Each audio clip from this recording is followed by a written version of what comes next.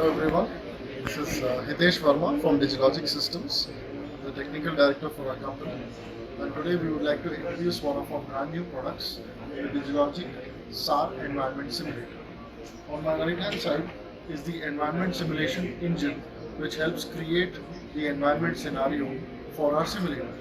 And on my left hand side is the echo generation which helps emulate the Earth's reflection to the payload and help evaluate the algorithm present on a SAR payload. To elaborate more, our assistant manager, Mr. Jay Krishna, will take it forward. Which is basically based on physics-based scenario simulator, and it uses 3D materially encoded targets, objects, terrains. These are all objects with respect to RCS value we can encode into our simulator. So let me deep dive into our simulator. So here scenario tab, we do have the scenario tab which with that we can play with the 6 drop parameters, and we can also create the tracks, and if any earlier existing tracks also we can load and we can play and replay the scenario. And we do have the effects tab which is used to add the effects of the blurring the scene, or increasing the gain, or level effects we can add into the scene. At the same time we do have the object tab in which we can add the objects called here we do have the T72 tank which got placed in the scene. Like that, many custom based objects we can add into the scenario. Likewise, we can also add the custom based terrain and at some latitude, longitude, altitude, and we can also place the object set here. We can choose the positioning of the objects by XYZ and yaw, raw, pitch, roll.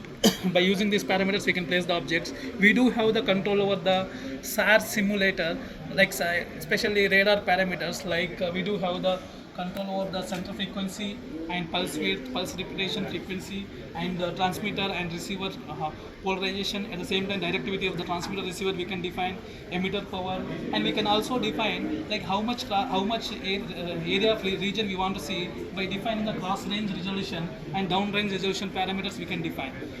To the scene, we can also add atmospheric effects like cloud, raining effect, rain rate, and rain temperature, and we can also add the which seasons we want to simulate the scenario by using either summer or winter example. So these are the custom based simulator in which, as per custom based, we can generate the scenario. So after doing all customization parameter, and we'll be getting the scenario either in the image format or video format that will be integrated with our NIPXI system that will be explained by our senior application engineer Yuan.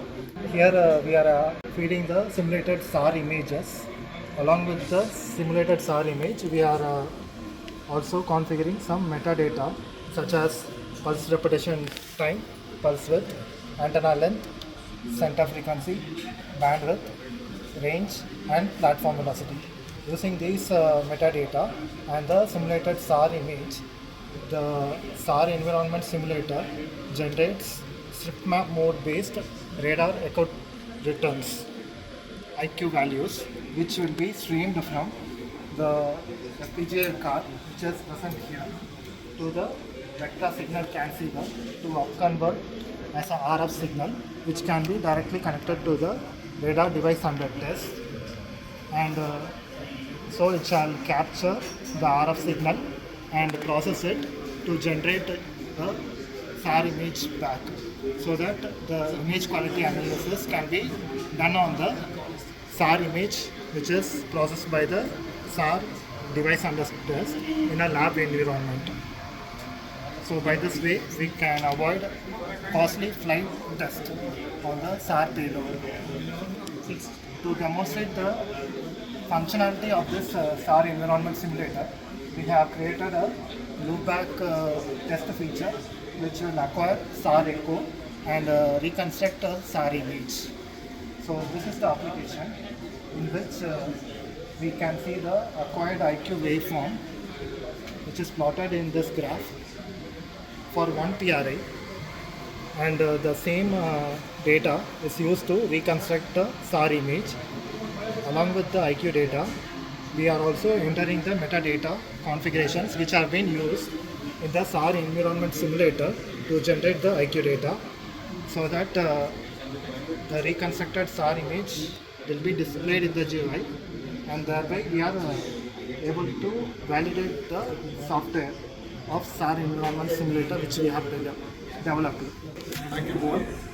To know more about how to save on costly test procedures and to know more about lab-based simulations, log on to www.digilogicsystems.com or mail us at info@digilogicsystems.com. Thank you.